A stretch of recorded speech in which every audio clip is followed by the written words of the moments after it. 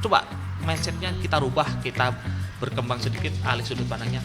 Ini fasilitas gratis yang bisa membuat saya punya percepatan karir yang luar biasa ketika saya bisa memanfaatkan hal itu.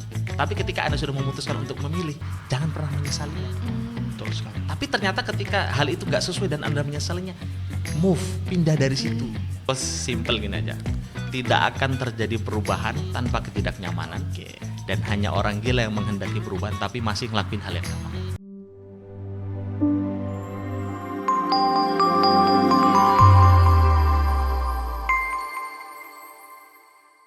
Assalamualaikum warahmatullahi wabarakatuh. Halo Sobat Nuja, selamat datang di podcast Nurul Jadid, cerdas berintegritas. Dengan saya Faris Nurroman Sirait Dan saya Nasifa Wilya akan menemani teman-teman untuk beberapa waktu ke depan. Generasi Z atau Gen Z dikenal sebagai generasi yang kreatif, dapat beradaptasi dengan cepat, dan juga generasi yang terbiasa di era digital saat ini. Namun, di sisi lain, guru-guru juga menghadapi masalah atau tantangan di generasi saat ini, seperti perubahan pembelajaran, pola komunikasi, dan juga pembelajaran mental di era digital saat ini. Tanpa lama-lama lagi, kita sambut saja beliau, yakni Mr. Ami Faisal, SPD, CPS, CHT. Halo, Mister. Halo, terima kasih. Luar biasa. Mister, sekali. sebelum masuk ke pertanyaan nih, alangkah Oke. baiknya untuk Mister nih untuk memperkenalkan diri dulu nih kepada teman-teman Sobat Nuja nih. Oke, terima kasih. Harusnya teman-teman Sobat Nuja sudah nggak asing ya sama wajah saya. Orang baru stok lama. Oke, baik. Jadi perkenalkan, saya Ami Faisal. Biasa kalau di lembaga pendidikan saya dipanggilnya Mr. Faisal. Oke. Dan saya saat ini aktif di dunia pendidikan sebagai guru dan juga sebagai guru BK sih fokusnya. Terus kemudian ya saya aktif di sosmed, penggiat sosial media, fokus pada materi atau pembelajaran yang selama ini memang saya jadikan sebagai personal branding saya sebagai seorang public speaker. Oke. Itu aja sih saya rasa. Oh, untuk jabatan Mister sendiri apa aja gitu, Pak? Untuk di berbagai bidang gitu atau kayak mana? Oke. Mana tahu kan ada Sobat Nuja tuh pengen tahu gitu. Oke. betul banget. Saya kalau di sekolah saya sebagai kepala sekolah. Oh, kepala sekolah Mister. Dan merangkap juga sebagai guru bimbingan konseling karena memang basicnya itu. Terus kemudian juga kalau di lembaga di luar sekolah saya menjadi salah satu apa ya, bukan underboy ya, salah satu lembaga pendidikan yang satu naungan dengan Nurul Jadid, namanya Lembaga Kursus Pelatihan Kampus Karya Anak Bangsa yang fokus di bidang public speaking. Saya di sana sudah sejak 2018 sebagai direktur pendidikan. Ya sama aja sih kalau Udah di sekolah lumayan berarti lama kepala sekolah ya, kepala sekolah. Udah lumayan lama lah, berarti 2018 ini Ya, 2025. 2025 harusnya sudah Iya. ganti sih. Pak Riki Solihin harusnya udah cari pengganti saya sih. Oke. Oke, baik. Masya Allah, keren banget ya Faris ya. Yap, begitulah kehidupan. Oke. Jadi pada kesempatan ini saya dan rekan saya Faris nih Pak Ya. akan menyampaikan beberapa pertanyaan nih kepada Mister. Menurut Mister nih, apa sih ciri yang paling menonjol dari generasi Gen Z di lingkungan sekolah, Mister? Oke. Iya tuh Mister, kan pasti kan dari generasi sebelumnya sama generasi saat ini kan berbeda gitu. Pasti ada salah satu ciri-ciri yang paling menonjol gitu Mister. Oke. Karena saya salah satu generasi yang di atasnya generasi Z ya, generasi milenial, maksudnya mengalami fase generasi milenial, terus Gen Z, dan kebetulan saya di sekolah itu memang sekolah kami basicnya itu boarding. Jadi pondok pesantren, jadi sedikit banyak tahulah aktivitas anak-anak. Kalau di sekolah seperti Nurul Jadid ini kan berarti mereka nampak hanya ketika sikap kesehariannya di sekolah doang kan. Yep. Nah kalau boarding school berarti full 24 jam nih Oke. kita menyaksikan. Biasanya orang Gen Z ini menunjukkan karakter yang berbeda antara sikap di sekolah sama sikap di Yap. rumah nih gitu. Berbeda jauh biasanya. Iya. Nah kalau dari apa yang saya lihat selama ini, kalau orang sebagian besar stigmanya agak mengarah ke tendensi negatif kepada Gen Z kan, generasi Iya sih. yang apa ibaratnya sandwich yang kemudian secara pola pikir itu segala sesuatunya butuh yang instan, yang cepat. Yap. Tapi kalau saya punya sudut pandang yang berbeda ya terkait teman-teman dari Gen Z ini, kenapa saya lihat mereka ini salah satu generasi terbaik saat ini. Saya bilang kenapa saya bilang generasi terbaik, karena mereka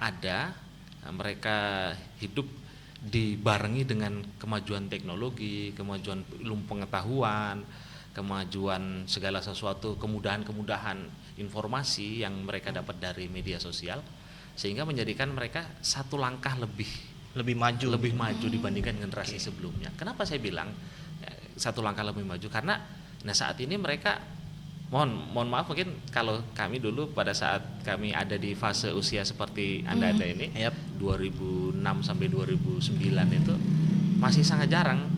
Sosial media itu masih terbatas, orang-orang tertentu yang punya. Bahkan saya ingat sekali zaman dulu ketika saya lulus SMA itu, flyer untuk bisa melanjutkan ke jenjang perkuliahan kampus itu sangat minim, terutama di daerah-daerah pelosok itu orang belum terlalu tahu. Bahkan saya masih ingat zaman saya di sekolah kami, karena sekolah saya itu agak di pelosok. Saat itu untuk tahu selebaran tentang gimana caranya untuk melanjutkan pendidikan, harus di sana tuh ada kampus ini loh. Itu flyernya tuh satu kecamatan gantian loh. Sekolah ini minggu ini di sekolah ini, nanti minggu berikutnya di sekolah itu. Nah sekarang kan enggak. Gen Z itu mereka pegang gadget, gawai yang di situ bahkan mereka bisa akses langsung kampus-kampus tujuan apa yang sesuai dengan mereka itu kan. Nah makanya mereka punya pengetahuan, punya kelebihan satu langkah dibanding generasi sebelumnya. Kalau saya melihatnya seperti itu. Karena informasi itu bisa diterima secara langsung ya, gitu kan. Tapi ya tetap ada dua mata pisau kan. Makanya kalau sudut sisi negatifnya Gen Z itu ya yang sering kita tahulah dapat informasi. Tapi hal itu sebetulnya tidak menjadikan itu kemudian punya nilai negatif semua tuh enggak. Justru kalau saya lihat lebih banyak positifnya. Kenapa? Karena memang ya kita bisa lihat sekarang anak-anak berkembang, bisa bertumbuh dengan berbagai macam kemudahan itu, sehingga mereka secara pengetahuan jauh lebih maju dia satu langkah ke depan. Bahkan kalau tadi sempat dibilang tentang kurikulum dan lain sebagainya, pembelajaran Gen Z mengalami perubahan. Ya kan. Nah kalau saya lihat Gen Z termasuk juga ya secara perubahan kurikulum dan lain sebagainya, mereka ini betul-betul bisa diberikan wewenang, karena memang kurikulumnya Gen Z kemarin itu kurikulum merdeka, ya kan? Mereka diberikan wewenang betul-betul untuk bisa mengeksplor dirinya, ya, mengeksplor kemampuan yang sesuai memang dengan minat dan bakatnya generasi ini. Makanya itu salah satu kredit poin yang sangat luar biasa sih bagi saya. Tapi kan itu kan ekspektasinya kan. Tapi kan realitanya itu kan berbeda. Masih banyak orang anak-anak Gen Z itu yang masih menutup diri gitu untuk menyembunyikan potensinya sendiri gitu. Kalau saya sih nganggapnya gini, ini sudut pandang aja ya sebetulnya. Semua itu kan tergantung sudut pandang. Satu rak telur itu 30 butir nggak semuanya bagus. Betul. Bener gak sih? Betul. Pasti ada aja entah yang retak, yang kopior, yang busuk. Bahkan. Biasanya saya ketemu tuh 12/30. Iya. Soalnya saya jualan. Oh jualan telur. Iya. Analoginya kok pas ya bang ya. Oke, tapi maksudnya gini. Jadi ternyata ya dalam hal sisi kebaikan pasti ya ada hal-hal yang negatif juga akan melekat di situ kan. Betul. Kalau dibilang ya ekspektasi orang tinggi nih tentang Gen Z, tapi ternyata ada aja personal-personal yang memang tidak memenuhi ekspektasi, ya itu wajar. Nah, karena memang setiap orang itu kan menghendaki segala sesuatu itu ideal, semua perfect, semuanya baik. Tapi ya nggak semua kan, nggak semua itu bisa seperti itu. Nggak sempurna. Nah, makanya kalau dibilang dari 100 murid, contoh lah, dari 100 satu angkatan masuk ke Nurul Jadid, apakah semuanya terus kemudian nanti bakal positif, bakal baik, bakal berprestasi? Ya enggak juga gitu. Tergantung dari mereka sendiri. Tergantung dari mereka sendiri. Tapi seenggaknya Gen Z ini punya peranan penting yang sangat luar biasa, yang kemudian mereka itu ya secara pola pikir, secara tingkah laku, bahkan mungkin secara keorganisasian mereka jauh lebih expert dibanding generasi-generasi sebelumnya. Karena apa ya? Mereka semua bisa dapatkan. Mereka bisa belajar. Mereka bisa ngambil sisi baik dari generasi sebelumnya kan. Lihat mana? Lihat sosial media. Nah kalau kami dulu belum punya, ibaratnya kata kita melakukan perjalanan generasi dulu itu belum punya map, belum punya penunjuk arah. Kenapa? Karena saat itu media ya koran. Betul. Nah kalau apalagi kalau di daerah ini nggak semua orang berlangganan koran. Kapan kamu bisa baca koran? Ya di instansi pemerintahan, bahkan di hotel. Saya masih ingat dulu, saya kalau pengen baca koran tuh harus datang ke lobi hotel, gitu kan? Ada gratis atau enggak di puskesmas gitu. Sekarang Jauh enggak. gitu. Teman-teman itu mau apa aja? Oh, mau jadi OSIS yang ideal, yang punya program ini, Tinggal searching ya aja, kan? ya. Berarti kan harusnya jauh bisa lebih. Iya. Nah, terlepas kemudian ekspektasi orang sebagian tidak terpenuhi karena banyak sekali kampanye negatif tentang Gen Z secara mental, secara apa ya, secara Sikap. ya gitu. sikap, tidak menunjukkan anak yang harusnya ada di era sekarang, ya itu sudut pandang aja, sudut pandang. Dari sisi mana kamu menilai, maka akan itulah sudut pandangmu kan gitu. Yap. Kalau kita ambil sisi baiknya, potensinya ya jauh lebih dong. Karena sekarang SMP udah pameran robotik ya. Iya nggak sih? Iya, Pak. Oke.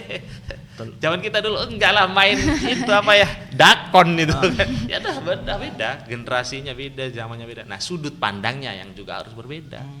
Gitu kan.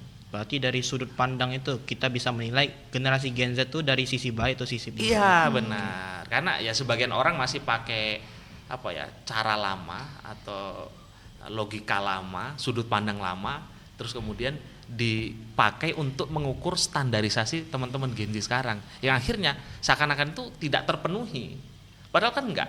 Bagaimana bisa kamu pakai penggaris ukuran kakimu dipakaikan ke orang lain, kan nggak bisa. Yap. Nah berarti kalau Anda mau menilai generasi sekarang ya pakai tolak ukur Generasi sekarang generasi ini. sekarang. Nah makanya gitu.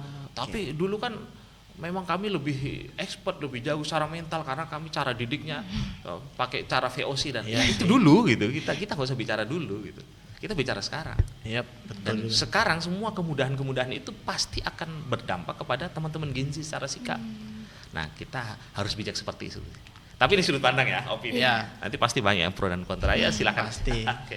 Itu dari sudut pandang sendiri lah. Iya. Oke, lanjut. Terus kita tahu sendiri kan Pak, generasi Gen Z dan generasi sebelumnya itu berbeda jauh. Apa sih perbedaan cara belajarnya dari generasi Gen Z sama generasi sebelumnya, Pak? Oke. Ya tuh Mister. Kan seperti yang kita tahu kan generasi sekarang sama generasi sebelumnya itu kan pasti kan memiliki perbedaan sendiri, terutama di cara pembelajarannya Ya. begitu. Gimana tuh Mister? Oh, kalau gini, kalau saya ya, sudut pandang yang menonjol banget dari antara milenial dan Gen Z ini dari siklus belajarnya itu, kalau kami dulu ada bahasanya tuh al ilmu fisudur. Ilmu itu bisa kamu dapat ini ketika kamu hafal. Hafal. Ya kan? Dulu. Makanya harus punya catatan. Bahasanya itu kalau sekolah itu ya harus punya fotokopi Iya. bukunya, modulnya gitu kan, Punya semua. perpustakaan Iya, sendiri. punya perpustakaan. Nah, akhirnya cara belajarnya menghafal. Agar kamu bisa paham, kamu harus menghafal dan dihafalkan semua itu. Oke. Nah, kalau sekarang saya lihat Gen Z ini sudah berkembang al ilmu fisutur di tulisan. Nah, tapi tulisannya itu bukan harus dihafal. Iya. Kenapa? Karena ada AI. Iya, AI, Iya, Ada betul AI, banget. iya kan? Tanpa harus kamu hafal, kamu tahu apa keyword, kata kuncinya gitu kan. Kamu tahu apa yang kamu butuhkan dan kamu bisa tanya itu ke sosmed, ke AI, maka kamu akan bisa semuanya. Dan Iya, kamu nggak harus menghafal, kamu cukup paham aja. Yap. Kalau saya lihat latar belakang pembelajaran yang menonjol banget perbedaan antara Gen Z sama milenial itu sih. Ada plus minus, Plusnya bagi generasi milenial ketika dia menghafal itu berarti dia menguasai semua. Maksudnya ya dia bisa mempertanggungjawabkan. Tapi kalau dipakai sekarang dengan dengan prinsip yang lalu itu Iya. nggak bisa berarti ya. ya kecepatan media informasi yang sekarang itu kadang bisa dibilang ya cara lama itu bisa dibilang usang, Oke. cara hafal dan sebagainya. Nah sekarang kan enggak, orang harus tahu keywordnya aja, kata kuncinya aja, apa yang mau kamu cari di AI itu sudah bisa Iya, semuanya. betul. Nah sekarang kemudahannya teman-teman dari Gen Z ini nggak perlu hafal, Iya. Hanya mempelajari perlu, iya. kata kuncinya apa sih bahasanya yang biasa kita keyword? Kalau saya sih memindai sih. Iya, memindai. Kalau dulu kan kayak berarti copy paste gitu Ya, kan, betul. menghafal Ya. gitu dari salinan buku Dari ke salinan otak. Ya. Gitu. Kalau sekarang kan memindai, berarti menganalisis, habis itu pokoknya seperti kita mempelajari hal yang kita hal yang kita lihat begitu. Iya. Istilahnya prom. Yap, betul sekali. Kalau tahu promnya, kamu bakal tahu semuanya, Iya, kan gitu betul. kan. Nah itu berarti anak-anak Gen Z sekarang itu enaknya apa? Dia nggak harus belajar semuanya, dia cukup belajar promnya. Gitu aja. Itu Pokoknya dia harus mengerti apa yang dia mau pelajari, apa yang dia mau cari aja. gitu. Iya betul. Promnya itu. Oke, lanjut. Apa sih Mister tantangan yang terbesar nih yang dihadapin sama guru-guru dalam mendidik siswa dan siswi generasi Gen Z? Oke. Ya tuh Mister, seperti kita tahu kan guru-guru sekarang tuh kan masih didominasi dengan generasi sebelumnya Ya, gitu milenial. Mister. Nah, kayak mana tuh Mister untuk menghadapi generasi Gen Z saat ini Mister? Oke. Hal yang paling mencolok, nah kalau tadi saya ngomong hal positif ya semua, Yap. sekarang mungkin agak ada sudut pandang, oke, sudut Nggak apa-apa, pandang Mister. sebagian negatifnya. Kan gini, kami zaman sekolah dulu, guru kami baby boomers dong, generasi 70, 60, 70-an ya, 80-an. Yap. Nah sedangkan saat ini guru-guru rata-rata sudah banyak dari generasi milenial yang Iya. mengajar, yang mendidik, ya, yang membimbing teman-teman dari Gen Z ini.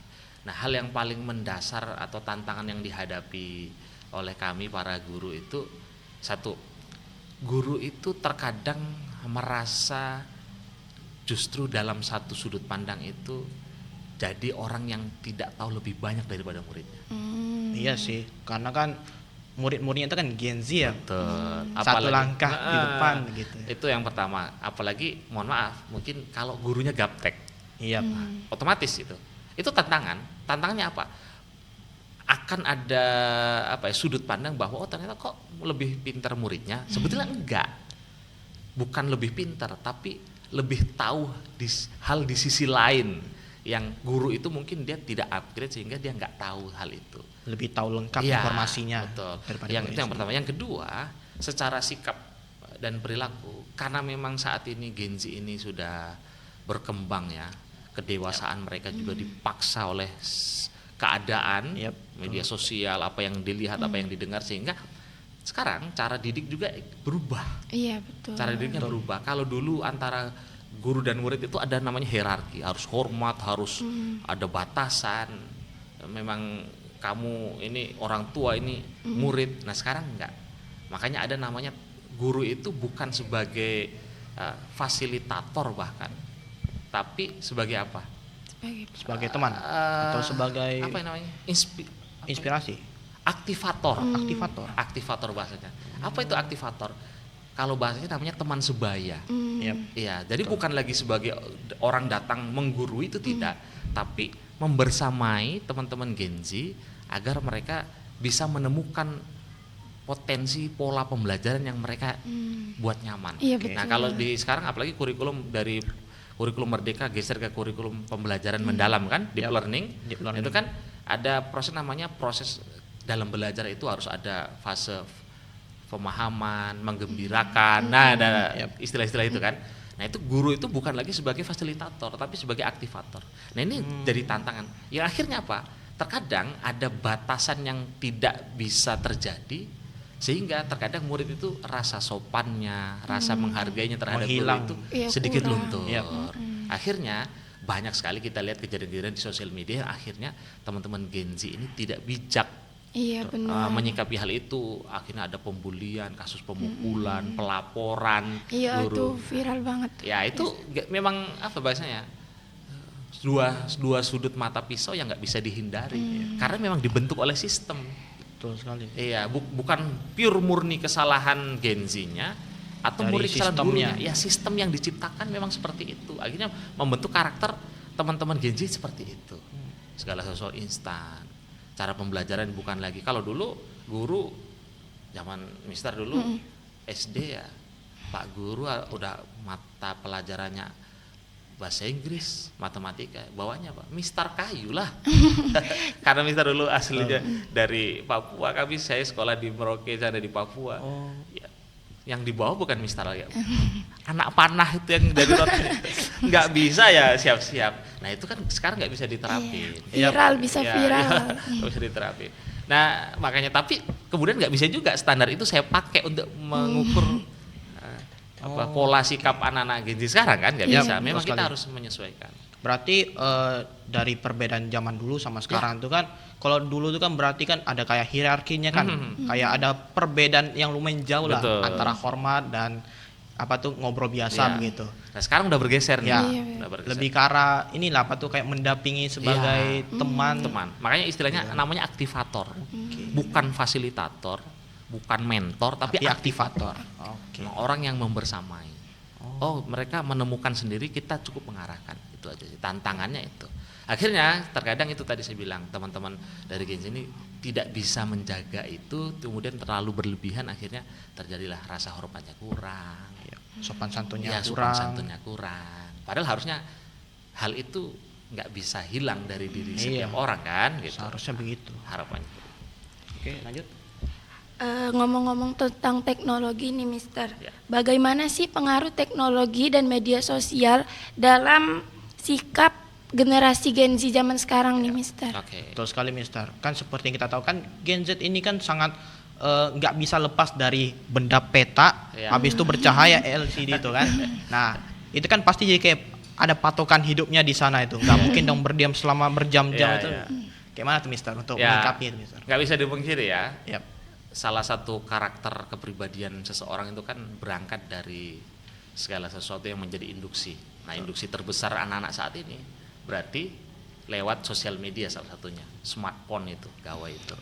Nah, kalau sudut pandang saya terkait pola sikap. sikapnya Gen Z tentang media itu akan banyak perkembangan-perkembangan, percepatan-percepatan cara belajar yang luar biasa, tapi terkadang di situ hilang rasa perjuangannya. Rasa Iya, perjuangan. maksudnya kalau zaman dulu orang untuk dapat ilmu itu memang harus mendatangi. Istilahnya kalau dulu itu kan kita namanya ilmu itu berarti gelas mendatangi teko gitu kan. Harus Sekarang kan enggak. pusatnya. Iya. Mereka sedang sambil rebahan, bahkan untuk bisa dapat hiburan, dapat teman itu enggak harus keluar dari ruangan. Mereka Tinggal bisa baring aja. ya rebahan, bisa ketemu teman, bisa dapat hiburan. Kalau dulu kami hiburan kemana? Pasar malam dong. Harus jalan Iya. dulu. Iya kan? Harus Bikin ada pasar usaha. malam. Iya, sekarang enggak, semua mereka dapatkan. Akhirnya di situ memunculkan sikap-sikap apa ya? kurang tertantang untuk melakukan aktivitas. Karena terlalu instan. Iya, terlalu instan. Akhirnya bisa jadi ada dampak rasa malasnya. Iya, betul sekali. Nah, mereka nyaman dengan dunianya. Akhirnya yang terjadi apa ya? Mereka asik sama dunianya sendiri. Dunia apa? Dunia sosial media. Apakah itu akan berpengaruh terhadap perilaku dan pola pikirnya? Sudah pasti. Makanya istilah sekarang itu sering kita dengar-dengar yang dulu sempat familiar atau sempat viral, saat ini kembali viral tentang anak-anak Gen Z sekarang itu justru banyak menciptakan generasi yang introvert. Iya, betul. Kenapa? Karena ya memang mereka difasilitasi untuk jadi orang yang introvert. Iya. Dari benda begini saja udah Iya. bisa apa ya, udah berjam-jam Iya. bosan tidak gitu. Nah, makanya mereka rasa apa sosial Sosial rasa sosialnya keluarnya keluarnya itu itu nggak ada. agak kurang. Nah, makanya ini pesan bagi teman-teman Gen Z maksudnya. Dengar tuh pesan tuh. Pesan bagi teman-teman Gen Z. Dicatat. Teman-teman boleh ngikuti apa ya, ngikuti perkembangan zaman, sosial media dan lain sebagainya, tapi jangan dikendalikan. Maksudnya jangan dikendalikan gimana? Jangan Anda harus tetap dikendalikan. ya, Anda harus tetap punya karakter, punya kepribadian yang memang itu mengakar pada diri Anda sehingga Anda ada dimanapun di sosial media apapun, memang sudah punya personal branding sehingga nggak terbawa arus suasana Oke. sosial media. Akhirnya nggak muncul presiden bahwa Gen Z itu gini gitu. Tapi memang seperti ini, mereka hidup di zaman yang seperti ini, tapi karakternya ya bisa kok, karakter unggul bisa. Bisa. Nah gitu, harusnya seperti itu sih. Oke, lanjut. Terus menurut pandangan Mister nih, Ya. apa sih kelebihan dari Gen Z yang harus terus dikembangkan nih, Mister? Oke. Ya tuh, Mister. Seperti yang kita tahu kan Gen Z ini kan udah dibekali dengan Betul. AI, habis itu media sosial, internet, wifi segala macam. Nah, pasti kan Gen Z ini kan mau dia introvert atau extrovert kan pasti selangkah lebih maju dari generasi sebelumnya Betul, begitu. betul. Nah, kira-kira apa tuh, Mister, yang bisa dikembangkan untuk berguna di masa depan begitu, Mister? Soft skill. Soft skill. Ya. Oke. Soft skill. Maksudnya gini, bisa nggak teman-teman Gen Z ini beraktivitas atau melakukan sesuatu di luar zona nyaman? Sudah pasti nggak bisa. Nggak bisa. Ya betul. Orang tuh nggak akan bisa melakukan segala sesuatu di luar dari zona nyaman. Yap. Apa yang harus dilakukan? Perluas zona nyamanmu. Jangan kamu keluar. Perluas zona perluas. nyaman. Ya, perluas zona nyaman. Terus kuasai soft skill. Kalau dibilang saat ini, dulu itu kan para kreatif expert yang tidak bisa tergantikan oleh sosial media atau perkembangan zaman di era teknologi ini kan kita bilang kayak macam editor dan sebagainya. Yap. Itu aktivitas-aktivitas yang nggak bisa digantikan. Tapi ternyata kan enggak. Begitu muncul AI, boom. Sekarang edit foto apa semuanya itu bisa. Iya. Dari AI. Ya, Bisa dari dari AI. Ini tinggal nunggu beberapa tahun aja. Iya, makanya saya Nanti bilang langsung. salah satu hal yang harus dipertahankan oleh Gen Z soft skill. Kuasai salah satu soft skill yang memang di situ tidak bisa digantikan perannya oleh AI itu. Kalau Anda ingin terus eksis. Nah, salah satu yang saya saat ini menjadi fokus antusias saya ya di bidang public speaking itu. Karena memang komunikasi manusia itu nggak bisa digantikan. Iya, Iya. betul. Kedekatan, cara merangkul, cara bersikap, cara pendekatan komunikasinya itu bisa di copy paste secara narasi tapi tidak bisa di copy paste secara emosi oleh AI. Nah, itu yang harus dimiliki.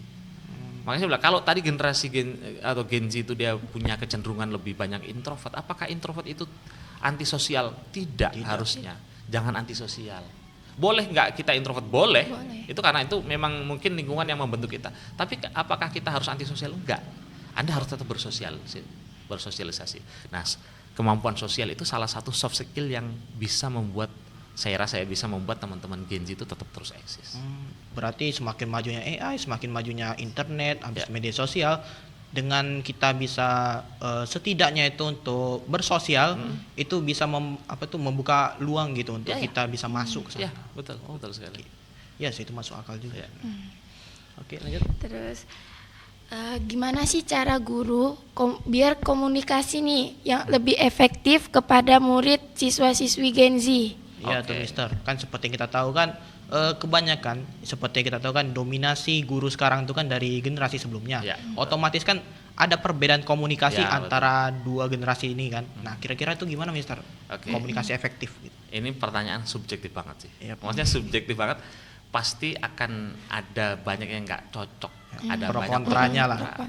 Tapi sejauh ini saya terlibat di dunia pendidikan terus karena memang sekolah kami itu boarding dan berarti saya berkomunikasi dengan murid itu bukan hanya saat di sekolah juga di luar Di sekolah luar juga juga berarti. di kehidupan mereka sehari-hari. Komunikasi paling efektif dengan mereka itu jadikan mereka teman. Yap. Tapi jangan jadikan mereka sahabat.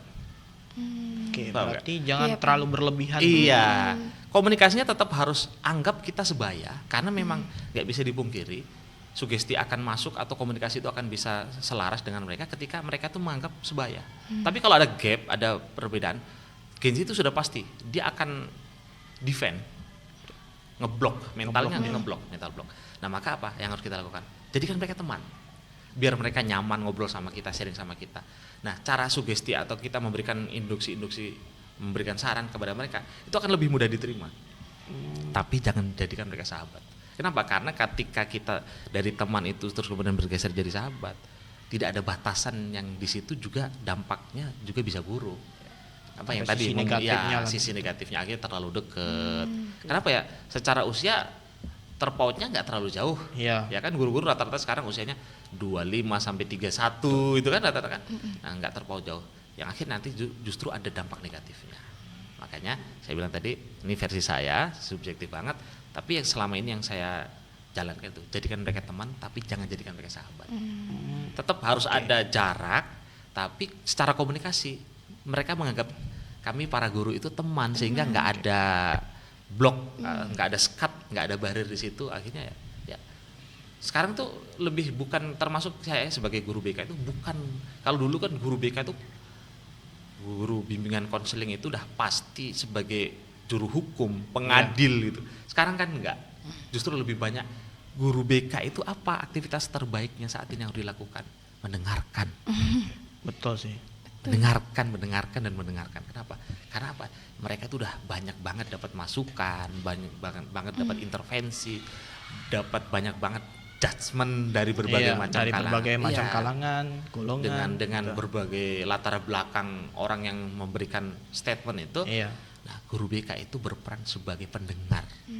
Pendengar apa yang menjadi keluhan. Nah, itu lebih itu sih kalau saya. Gitu. Berarti menurut apa tuh pandang sudut Bapak Mister iya. sendiri kan, kita tuh hanya ibarat kata tuh kan Gen Z itu kan di tengah-tengah. Habis itu di sekelilingnya tuh ada 2 cincin begitu. Betul. Nah, kita tuh hanya menjadikan diri kita tuh sebagai teman saja yang artinya di cincin pertama, tapi tidak masuk ke cincin kedua. betul. Oke, masuk akal. Kenapa? Karena gini, banyak sekali orang yang kemudian menggunakan cara komunikasi dia dengan teman-teman Gen Z, ketika komunikasi itu dianggap tidak berhasil, yang gagal Gen Z-nya. Iya. Gitu kan? Iya, Padahal betul. sebetulnya kan enggak. Gitu. Oh, ternyata teman-teman guru juga harus upgrade. Nah, upgrade-nya itu terkadang kamu harus menurunkan egonya juga, bukan kamu malah justru makin tinggi kan gitu. Iya. Nah, tapi itu tadi, jadikan mereka teman, jangan jadikan mereka sahabat. Oke, berarti Cluenya kuncinya gitu. itu berarti. Iya. Oke, Oke. lanjut. Kan generasi Gen Z ini lebih ke teknologi, media sosial. Apa sih menurut Mister nih pembelajaran yang masih konvensional yang dipakai untuk Gen Z? Ya tuh Mister, seperti yang kita tahu kan generasi sekarang kan udah dilengkapi berbagai macam teknologi Iya. maju kan. Nah, kira-kira ada nggak Mister apa tuh kayak pembelajaran konvensional atau pembelajaran lalu bisa secara masih relevan. efektif, Iya, ya masih masih relevan relevan. untuk generasi saat ini.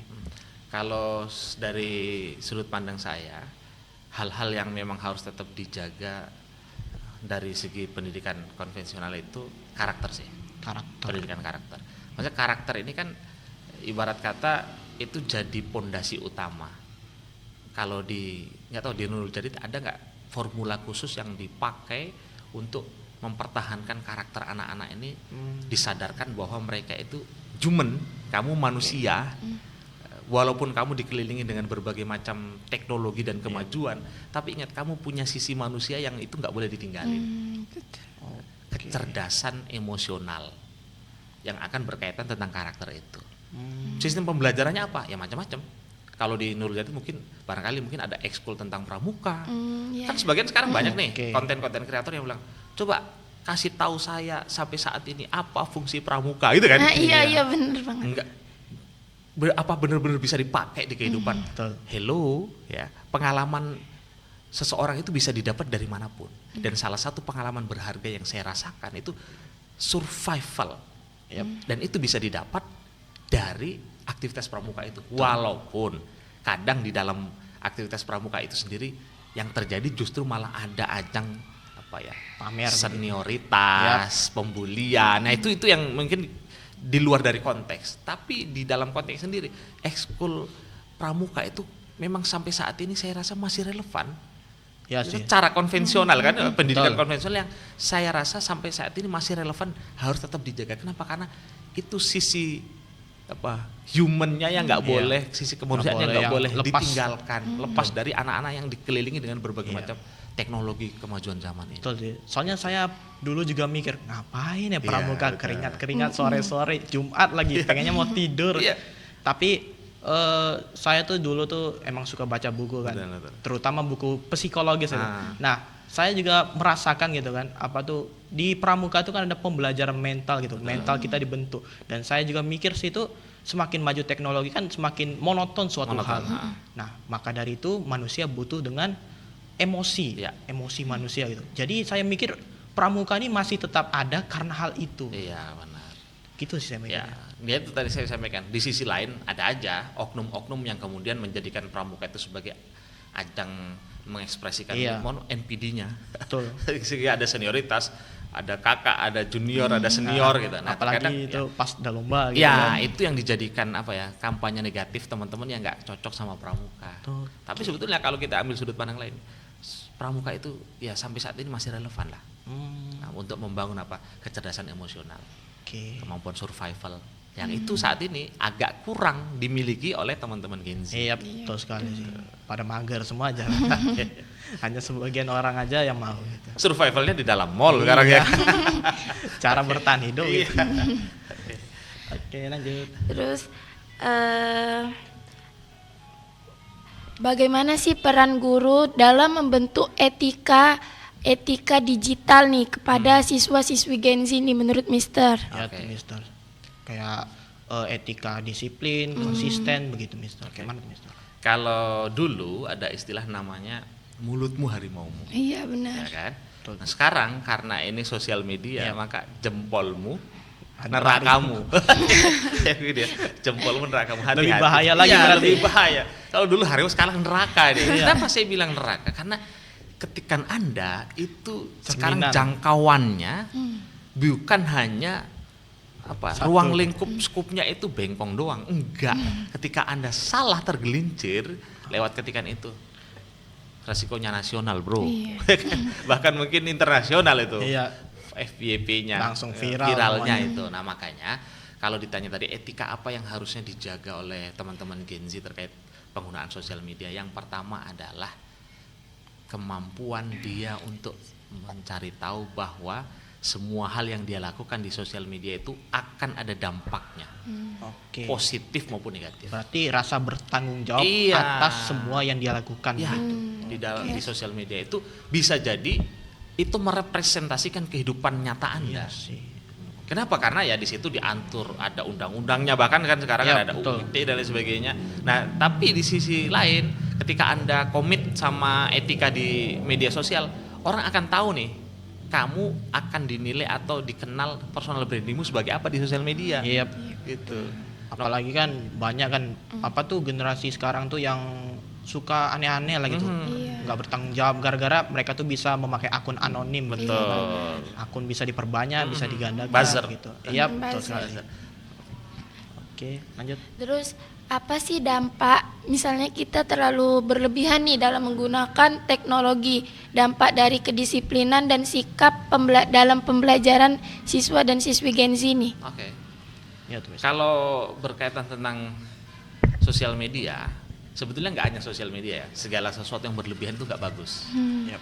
Kenapa? Karena jatuhnya dia akan menjadikan pribadi yang close minded. Close minded. Ya, close minded maksudnya gimana? Dia menganggap bahwa apa yang dia ketahui, yang dia lakukan, sudut pandang dia itu paling benar. Kenapa? Karena dia akan menutup alur informasi dari jalur lain kan? Yap. Karena terlalu menuhunkan sosial media. Padahal pengetahuan kan sebetulnya luas. Oke, berarti kayak istilah apa tuh kata dalam tempurung Iya, kelapa gitu. Oke. Padahal harusnya kan mindsetnya jangan apa ya, fixed mindset, tapi growth mindset.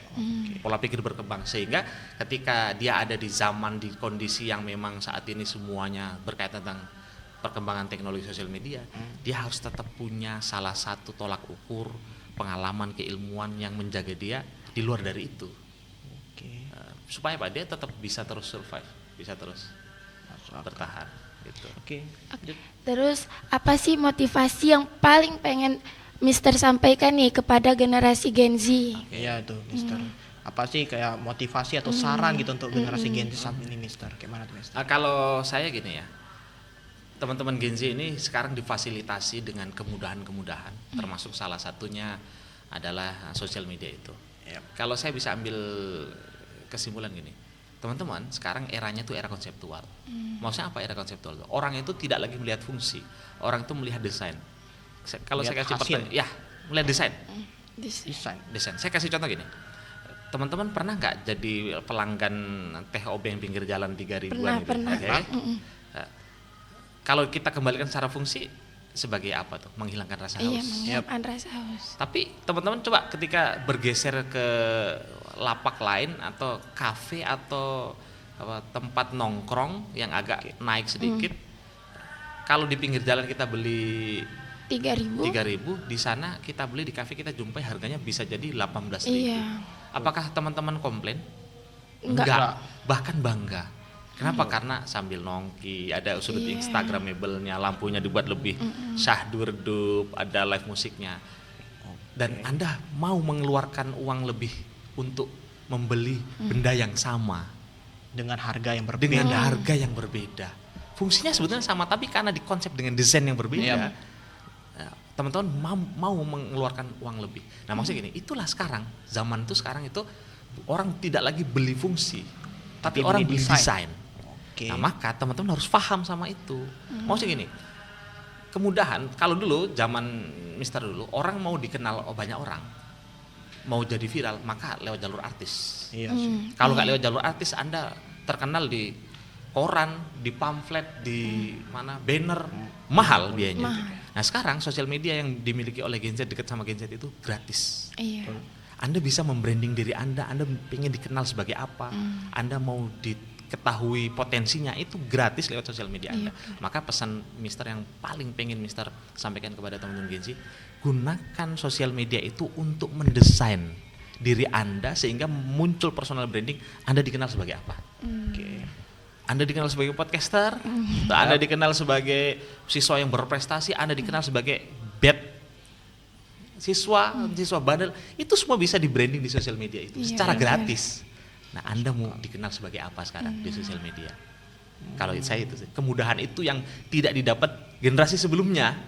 Nah, maka coba silakan sekarang, kalau saat ini mungkin teman-teman Gen Z menggunakan fasilitas media itu hanya sebatas untuk kegabutan, bahkan mungkin jadi buzzer untuk head speed. Coba mindsetnya kita rubah, kita berkembang sedikit, alih sudut pandangnya. Ini fasilitas gratis yang bisa membuat saya punya percepatan karir yang luar biasa ketika saya bisa memanfaatkan hal itu. Itu sih. Itu pesannya. Tadi kan udah ngomongin tuh pesan dan motivasi. Sekarang boleh nggak sih Mister terakhir aja nih kasih nasihat nih ke para penonton atau Gen Z? Berupa apa nih, sudut pandang apa nih? Umum aja. Hanya apa tuh kayak nasihat kita, kayak misalnya untuk perbaikin apa, terutama ke sobat-sobat Nuja yang mungkin lagi menonton saat ini. Saya ngambil salah satu quotes simple gini aja. Tidak akan terjadi perubahan tanpa ketidaknyamanan. Dan hanya orang gila yang menghendaki perubahan tapi masih ngelakuin hal yang sama. Berarti kalau Anda pengen berubah, Anda akan pengen sukses, Anda harus memperluas zona nyaman Anda. Harus bergerak. Kan gini, tidak ada yang salah sama pilihan. Ya. Tapi ketika Anda sudah memutuskan untuk memilih, jangan pernah menyesalinya. Betul sekali. Tapi ternyata ketika hal itu nggak sesuai dan Anda menyesalinya, pindah dari situ. Jangan terlalu lama meratapi hal itu. Nanti nggak berkembang-kembang. Iya, poinnya situ. Jadi itu tidak akan terjadi perubahan tanpa ketidaknyamanan. Tuh, dengar tuh Sobat Nuja tuh. Terima kasih kepada Mister yang udah nyempetin hadir, mau berbagi ilmu. Kita dapat banyak banget ilmu loh dari Mister. Terima kasih banyak. Terus terima kasih juga kepada penonton setia dari podcast Nurul Jadid. Oke, sekian. Wassalamualaikum warahmatullahi wabarakatuh. Nurul Jadid, cerdas berintegritas. Bye.